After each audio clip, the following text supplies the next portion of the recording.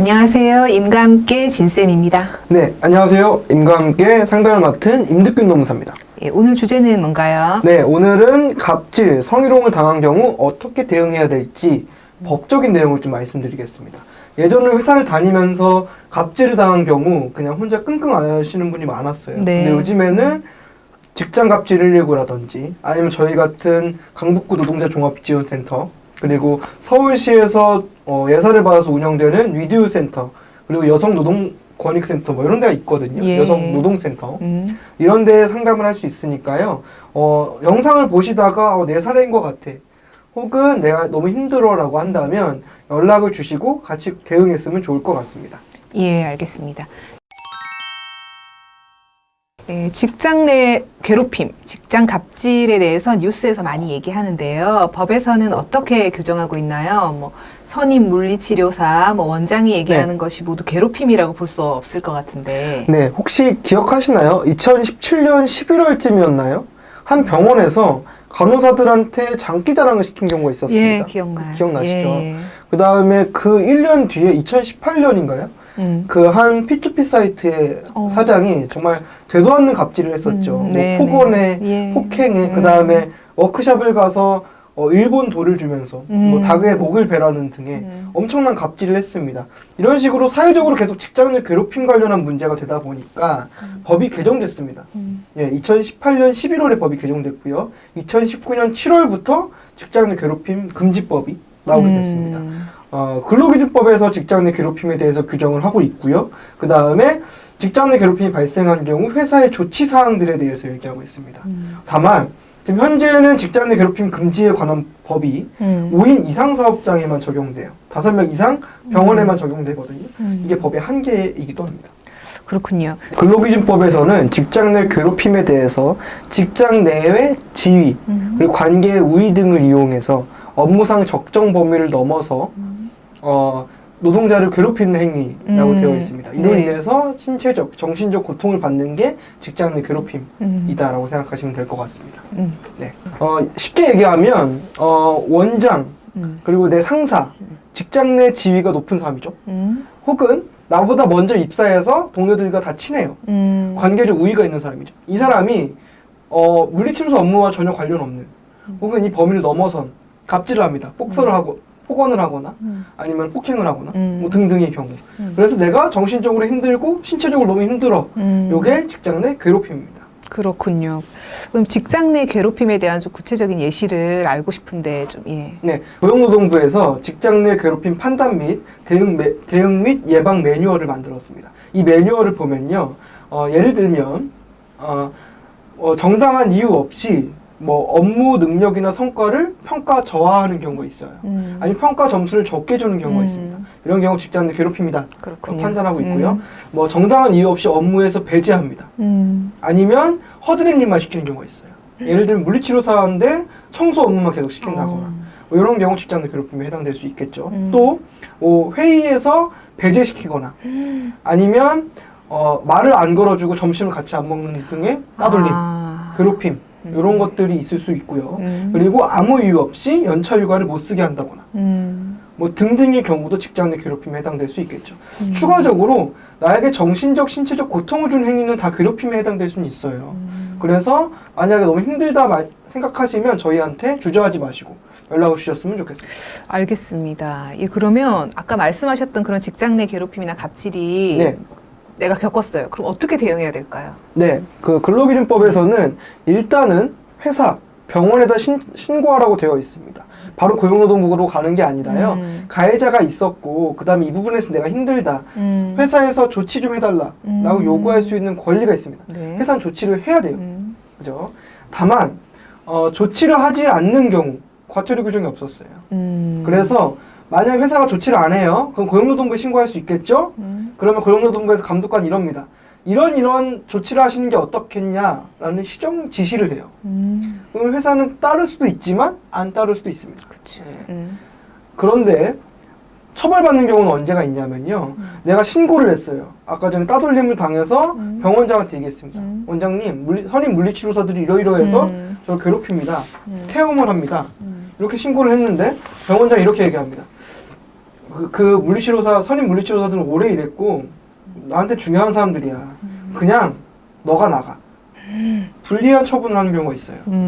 이런 경우라면 병원장이 처벌받습니다. 네.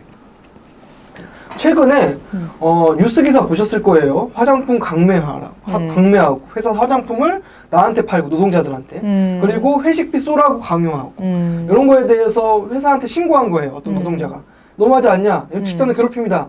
근데 회사에서 그럼 너가 나가. 이런 사례가 있었습니다.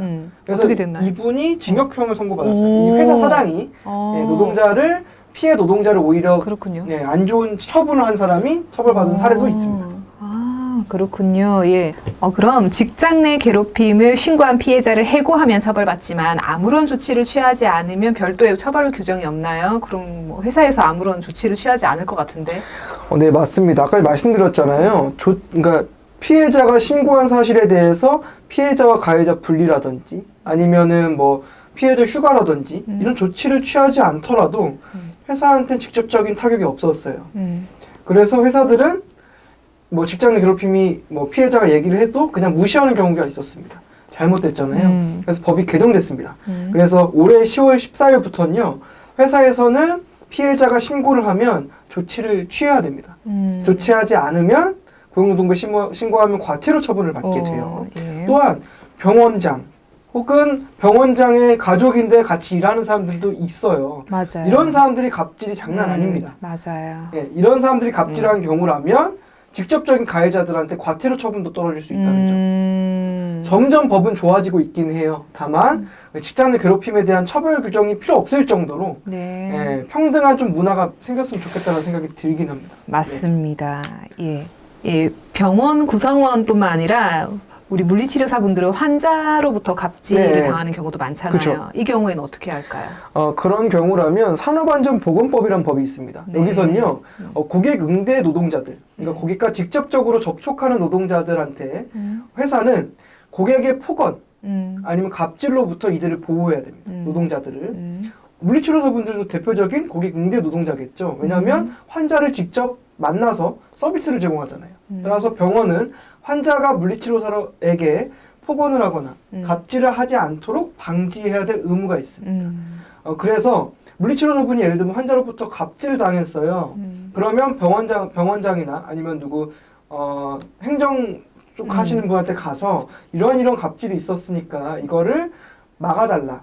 그리고 나를 다른 데로 뭐 보내거나 휴가를 달라라고 요청할 수가 있습니다.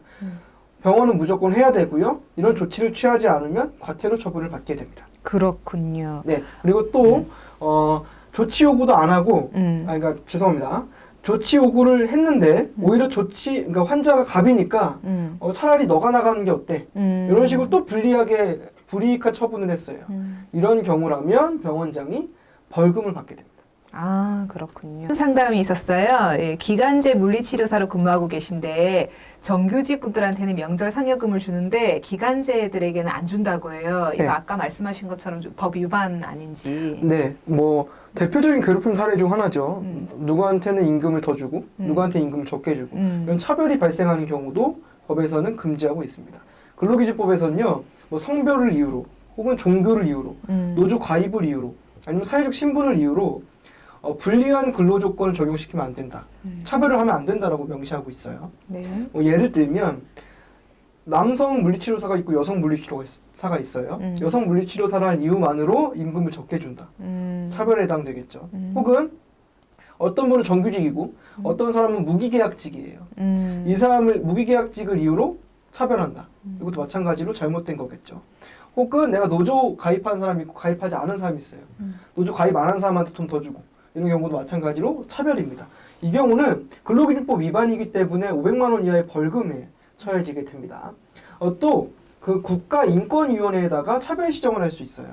여기서 보면 뭐 예컨대 이런 사례도 있었나 봐요. 체중이 많이 나간다고 병원에서 원장이 나가라고 했대요.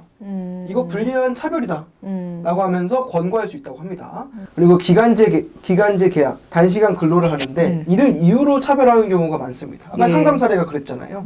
이 경우라면 노동위원회에다가 차별 시정을 할 수 있습니다. 그래서 요거는 차별적 받은 이후부터 6개월 이내에 신청하면 돼요. 예를 들면 명절 상여금을 주는데 정규직은 100만 원, 기간제는 없어. 이런 경우는 합리적 이유도 없잖아요. 맞아요. 그런 경우라면 노동위원회에다가 신고할 수 있고요. 노동위원회에서 조사를 해서 이것 합리적 이유 없는 차별이다 라고 나오면 시정명령이 나옵니다. 시정명령을 이행해야 돼요. 제일 중요한 건 차별적 대우를 받았다. 그러면 저희한테 연락을 주셨으면 좋겠습니다. 알겠습니다. 네. 예, 이제 성희롱 얘기 한번 해볼게요. 네.